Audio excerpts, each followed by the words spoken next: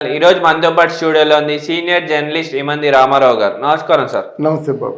Sir, ఇప్పుడు నిన్న flash news Chandrababu Naidu గారు జైలుకి వెళ్ళారు.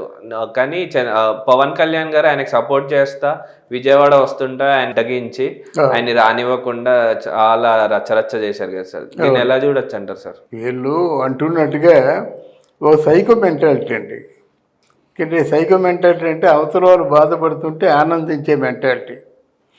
పవన్ కళ్యాణ్ స్పందించడం మాత్రం ఆయన ఇంకో మెట్టు ఎక్కాడు.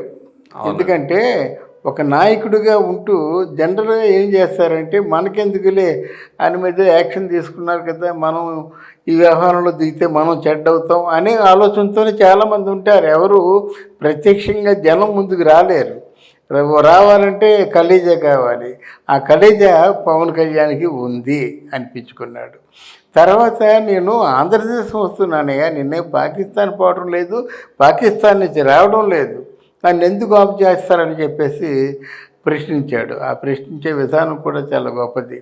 వీసా పాస్పోర్ట్ కావాలా రావడానికి? వీసా కావాలా, పాస్పోర్ట్ కావాలా, నేను ఆంధ్ర నుంచి వస్తున్నాను, ఆంధ్ర వస్తున్నాను, ఆంధ్ర వాడిని నేను.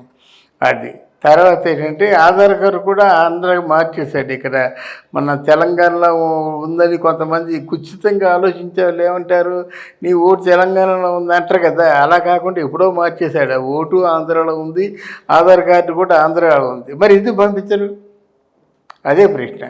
తర్వాత ఏమో అక్కడ ఎంతవరకు వెళ్ళారంటే జగ్గంపేట. జగ్గంపేట పేట వెళ్ళేసరికి పోలీసులు అందరూ కూడా చుట్టుముట్టేసి ఇక్కడ బేగంపేటలో ఎయిర్పోర్ట్లో అడ్డేశారు. బేగంపేట ఎయిర్పోర్ట్లో అడ్డేసిన వాళ్ళు ఎవరు? అక్కడ ఆంధ్ర పోలీస్ అన్నమాట.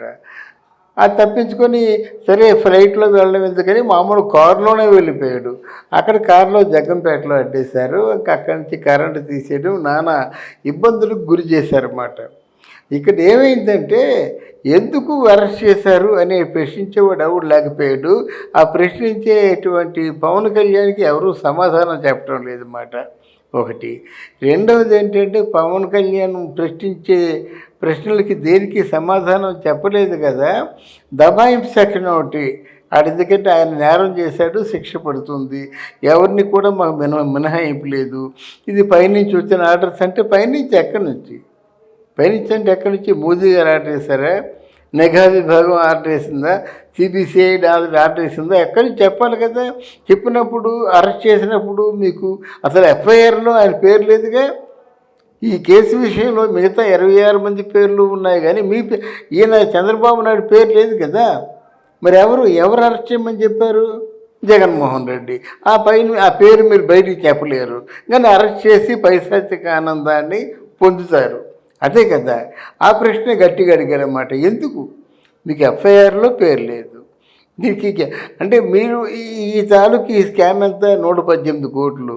అరే గవర్నమెంటు సిబిసిఐడి అది నిర్ధారించినటువంటి జగన్మోహన్ రెడ్డి తాలూకు ఆ స్కామ్ అంతా 43,000 కోట్లు. మరి దాన్ని మీరేం చేశారు? దానికి మామూలుగా లండన్లో తిరుగుతున్నాడు అని అరెస్ట్ చేయలేదు కదా, బెయిల్ తీసుకున్నాడు. బెయిల్ ఆ రూల్స్ పాటించకుండా కోర్టుకి వెళ్లకుండా ఈయనేమో పరిపాలన చేస్తూ ఇష్టం వచ్చిన చోటుకి వెళ్తున్నాడు. ఇష్టం వచ్చిన చోటు నుంచి ప్రభుత్వ డబ్బుని మళ్ళీ కోట్లు ప్రభుత్వ డబ్బునేమో ఖర్చు పెడుతూ దుర్వినియోగం చేస్తూ ఆయన ఇష్టానుసారంగా ప్రవర్తిస్తున్నాడు. ఆ ఇష్టానుసారంగా ప్రవర్తించే కార్యక్రమాల్లో ఇదొకటి. పవన్ కళ్యాణ్ గారిని చూసి ఇప్పుడు చంద్రబాబు నాయుడు గారికి అయిన వాళ్ళే ఆయనకు సపోర్ట్ చేయలేదు, వచ్చి వాళ్ళ వాయిస్ వినిపించలేదు కదా సార్. పవన్ కళ్యాణ్ గారిని చూసి వాళ్ళు నేర్చుకునే అవసరం ఉందంటారా?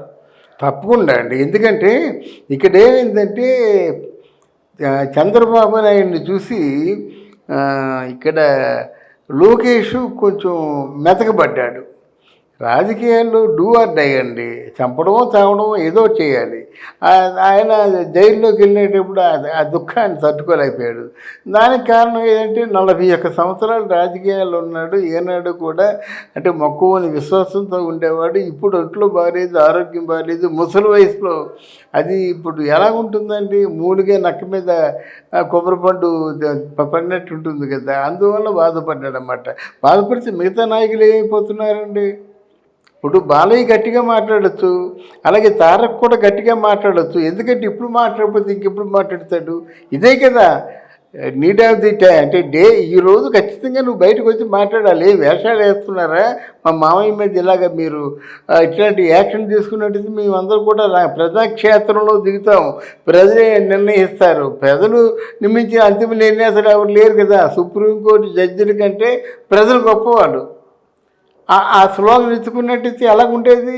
తర్వాత మిగతా ఈ 41 సంవత్సరాల తాలూకు రాజకీయ జీవితం అంటున్నారు కదా, 41 సంవత్సరాల్లో అంటే మాట్లాడే నాయకుడు ఎవడూ లేడా? తెలుగుదేశం పార్టీలో ఆ రామ్మోహన్ నాయుడు అంటే మళ్ళీ ఈయన అయ్యన పాత్రులు లాంటి బూతులు మాట్లాడేవాళ్ళు కాకుండా పాయింట్ అంటే పాయింట్ బై పాయింట్ సైంటిఫిక్గా లాజికల్గా మాట్లాడే నాయకులు లేరా? నాయకులు ఉంటే ఎక్కడున్నారు వాళ్ళందరూ? ఎందుకు ఇలా అరెస్ట్ చేస్తారని దుమ్మెత్తిపోయాలి కదా. ఆంధ్ర బంద్ ఇచ్చారు. బంద్ ఇస్తే ఏం వరుగుతుందండి? బంద్ ఇవ్వడం కాదు కదా, మీ తాలూకు వాయిస్ వినిపించాలి కదా, మీ తాలూకు బాధేదం వినిపించాలి కదా. చంద్రబాబు నాయుడిని అరెస్ట్ చేయడం కరెక్టా కాదా? అలాగైనట్టయితే చంద్రబాబు నాయుడు మరి హైదరాబాద్కి ఎన్ని లక్షల కోట్ల సంపదను సృష్టించారండి. ఇప్పుడు ఆయన విజనే కదా, ఆయన విజన్ 2020 అన్నాడు. ఆ కొండాపూర్ కానీ, ఆ హైటెక్ సిటీ కానీ, మాదాపూర్ కానీ ఇవన్నీ ఉన్నాయంటే ఎన్ని లక్షల కోట్ల సంపదను సృష్టించాడు. ఆయన్నే మీరు అరెస్ట్ చేస్తారు. ఆయన దేశాన్ని ద్రోహం చేయలేదు. ఆంధ్రప్రదేశ్కి అనకూడదు కానీ పెట్టండి కోటలాగా ఉన్నాడన్నమాట. ఆ సంపద ఎంత సంపదను సృష్టించాడు. ఈరోజు మొత్తం ఆల్మోస్ట్ ఆల్ ఇండియాలో సాఫ్ట్వేర్ నెంబర్ 1 ఎక్కడుందంటే ఇక్కడ హైదరాబాద్లోనే ఉంది. ఆ స్థితికి తీసుకెళ్ళినటువంటి చంద్రబాబు నాయుడికి మీరు ఇచ్చే బహుమతి ఇదా అని అడిగేవాళ్ళు కావాలి. తర్వాత డీటెయిల్స్ వెళ్ళి అడగాలన్నమాట. ఏమండి ఆయన చేసిన నేరాలు ఏదో తర్వాత చెప్తా ఉన్నారు, ఎఫ్ఐఆర్లో ఆయన పేరు లేదు. ఆయన చేసిన నేరాలు చెప్పంటే మేము అరెస్ట్ చేసిందో చెప్తా ఉన్నారు. ఇలాగ అరెస్ట్ చేసిందా చెప్పడం ఎక్కడైనా ఉందా?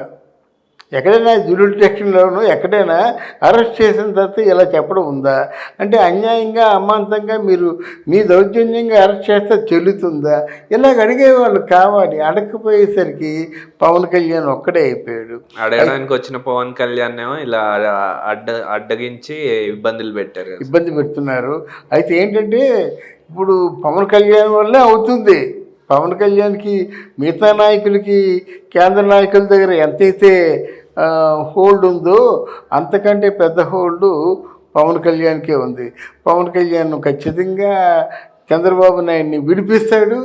పవన్ కళ్యాణ్ దీని వెనక రాజకీయం కూడా ఉంటుంది కదా. పవన్ కళ్యాణ్ ఎప్పుడైతే చంద్రబాబు నాయుడు విడిపించాడో తెలుగుదేశం పార్టీలో ఉన్న వాళ్ళందరూ కూడా పవన్ కళ్యాణ్ని నెంబర్ 1గా తీసుకుంటారు కదా. సాధ్యమైతే పవన్ కళ్యాణ్ జనసేన పార్టీలో చేరిపోతారు కదా. వాళ్ళు చేరడం ఉంది, వైఎస్ఆర్ కాంగ్రెస్ పార్టీలో కూడా చేరిపోతారు కదా. సో ఇంత రాజకీయ నేపథ్యం ఉంది కనుక పవన్ కళ్యాణ్ మనసా వాచ కర్మ చంద్రబాబు నాయుడిని గెలిపించడం కోసం ప్రయత్నం చేస్తాడు. ఓకే అండి, థ్యాంక్ యూ అమ్మా, థ్యాంక్ యూ వెరీ మచ్.